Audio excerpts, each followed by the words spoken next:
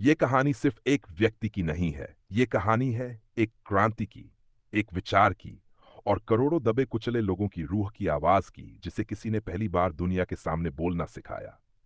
नाम था डॉ भीमराव अंबेडकर। एक समय था जब भारत में इंसानों के बीच ऊंच नीच की खाई इतनी गहरी थी कि कुछ लोगों को इंसान तक मानने से इनकार कर दिया गया था। वे दलित कहलाते थे, छूने लायक नहीं, साथ बैठने लायक नहीं, पानी पीने लायक नहीं। उनके लिए मंदिर के दरवाजे बंद थे, स्कूलों में उनके लिए सीटें नहीं थीं, कुएं तक उनसे छीन लिए गए थे। बचपन में एक छोटा सा लड़का जो स्कूल जाता था, उसे क्लास के बाहर जमीन पर बैठाया जाता था। उसके पास स्लेट थी पर पानी नहीं, किताब थी पर बराबरी नहीं। उसका नाम था भीमराव। उस मासूम उम्र में ही उसने समाज की बेरहमी को चखा।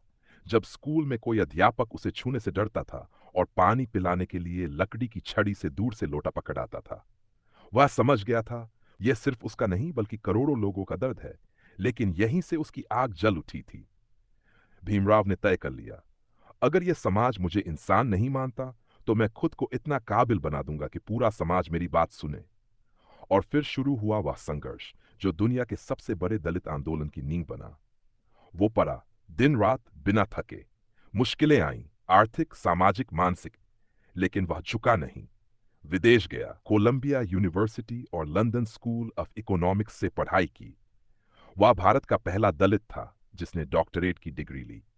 जब वह लौटा, तब उसका लक्ष्य सिर्फ अपना भविष्य बनाना नहीं था, उसका सपना था दलितों के भविष्य को बदलना।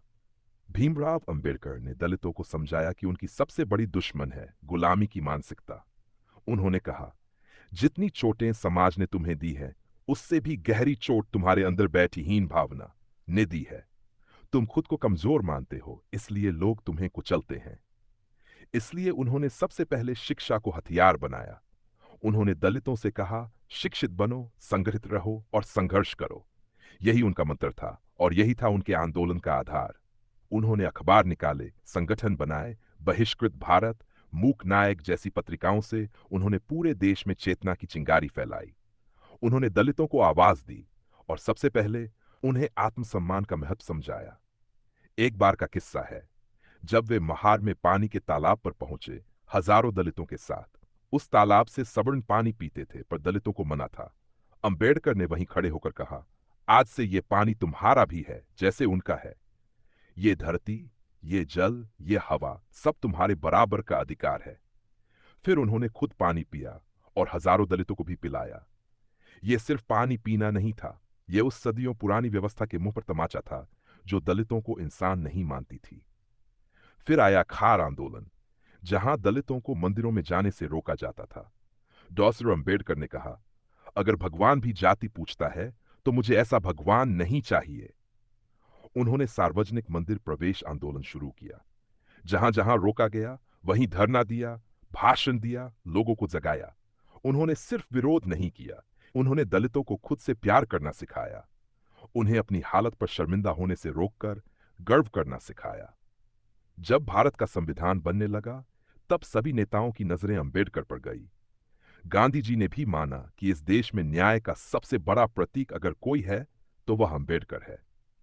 उन्होंने संविधान का प्रारूप तैयार किया और उसमें यह सुनिश्चित किया कि हर नागरिक को समान अधिकार मिले, चाहे उसकी जाति, धर्म, लिंग या भाषा कोई भी हो।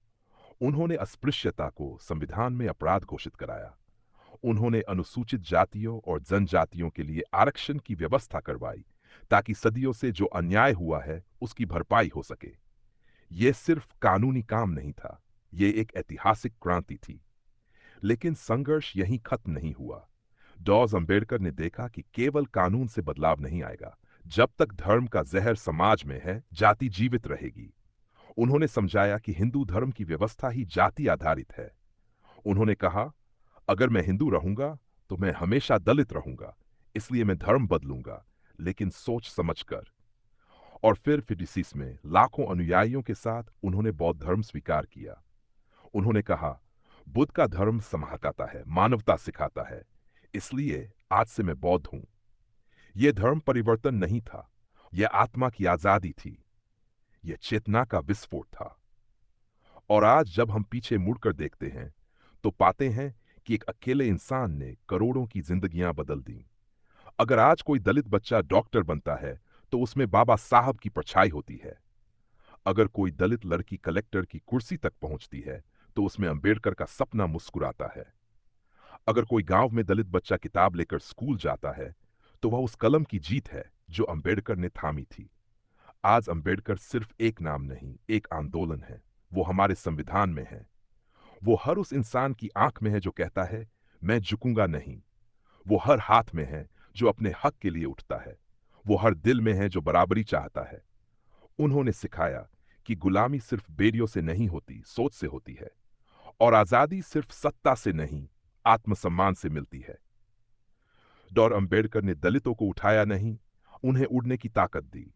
उनकी सबसे बड़ी देन ये थी कि उन्होंने दलितों को खुद को दलित कहने से आगे बढ़ाया, इंसान कहलाने का हक दिलाया। जय भीम। 25 अक्टूबर 1956, नागपुर। लाखों लोगों की भीड़ और मंच पर खड़ा एक पुरुष, शांत, गंभीर, लेकिन उसके भीतर एक तूफान था। वो दिन इतिहास का सबसे बड़ा मोड़ बन गया जब डॉक्टर भीमराव अंबेडकर ने बौद्ध धर्म स्वीकार किया। लेकिन यह धर्म बदलने का फैसला कोई अचानक नहीं था। ये सालों की पीड़ा, अन्याय और जाति की जंजीरों से मुक्ति की पुकार थी, जो अब एक उद्घोष बन चुकी थी। बाबा साहब ने कहा, अब मैं हिंदू नहीं, अब मैं बौद्ध हूं। और साथ ही अपने अनुयायियों को बासब प्रतिज्ञाएं दिलाई, जैसे मैं ब्रह्मा, विष्णु, महेश को नहीं मानूंगा। मैं गाय की पूजा नहीं करूंगा। मैं समानता, करुणा और जान को ही धर्म मानूंगा। ये सिर्फ शब्द नहीं थे, ये क्रांति थी। उन्होंने लाखों लोगों को उनके भीतर की दबी हुई रोशनी से मिलवाया। तुम इंसान हो और इंसान होने के नाते तुम्हें गुलामी स्वीकार नहीं करनी है। पर बाबा साहब जानते थे कि लड़ाई अभी खत्म नहीं हुई है। राजनीति में, समाज में और खुद दलित समाज के भीतर भी कई चुनौतियां थीं। वे निरंतर लिखते रहे, बोलते रहे। उन्होंने बुद्ध और उनका धम्म जैसी किताब लिखी जो आज भी बौद्ध विचारधारा का स्तंभ मानी जाती है। उन्होंने समझाया कि बुद्ध का रास्ता शांति का रास्ता है, लेकिन यह कायरता नहीं, आत्मबल का प्रतीक है। पर उनका शरीर अब जवाब दे रहा था। शरीर थकता जा रहा था, लेकिन उनकी कलम और आवाज अब भी एक मशाल बनकर जल रही थी। 1925 के अंत में दिल्ली में वे जीवन की अंतिम सांसें गिन रहे थे। 6 दिसंबर 1925 की सुबह वह रोशनी बुझ गई जिसने पूरे भारत में एक विचार की लौ जलाई थी। बाबा साहब चले गए, लेकिन जो छोड़ गए वह अमर हो गया। लेकिन क्या वो सच में चले गए? नहीं। हर बार जब कोई दलित बच्चा स्कूल में दाखिला लेता है, बाबा साहब वहीं खड़े मुस्कुरा रहे होते हैं। हर बार जब कोई पिछड़ा वर्ग का युवा इंटरव्यू क्लियर करता है, नौकरी पाता है, अफसर बनता है, वह बाबा साहब की लड़ाई का नतीजा होता है। हर बार जब संविधान पढ़ा जाता है, बाबा साहब की आत्मा उसमें बोलती है। आज देश में कई लोग अंबेडकर को सिर्फ संविधान निर्माता कहते हैं, लेकिन वो सिर्फ कानून के लेखक नहीं थे, वो आत्मसम्मान के शिल्पकार थे। उन्होंने सिखाया कि दलित होना शर्म नहीं, संघर्ष का प्रतीक है। उन्होंने चेताया कि जो अधिकार मिलते हैं उन्हें बचाना भी जरूरी है।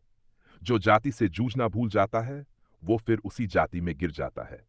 बाबा साहब का सपना अधूरा नहीं था, पर अभी भी अधूरा है। चाहे वो किसी भी जाति से हो, बराबर सम्मान ना पाए, बाबा साहब की लड़ाई चलती रहेगी। आज जय भीम सिर्फ नारा नहीं है, वो प्रतिज्ञा है, खुद को पराने की, खुद को उठाने की और समाज को बदलने की।